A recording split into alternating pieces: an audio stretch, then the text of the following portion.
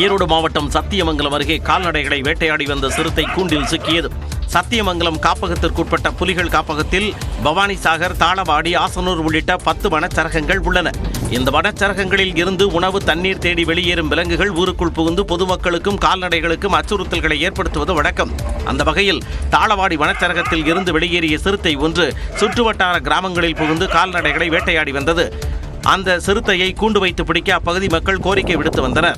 இந்த நிலையில் தர்மாபுரம் என்ற இடத்தில் சிவசுப்பிரமணியன் என்பவர் தோட்டத்தில் கூண்டு வைத்து நாயை கட்டி வைத்து வனத்துறையினர் பொறி வைத்தனர்.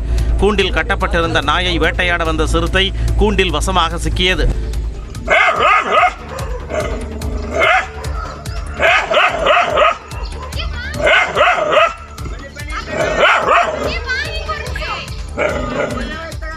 பிடிபட்ட சிறுத்தையை வனப்பகுதிக்குள் கொண்டு சென்றுவிட உரிய நடவடிக்கை எடுக்கப்படும் என்று வனத்துறையினர் தெரிவித்துள்ளனர்.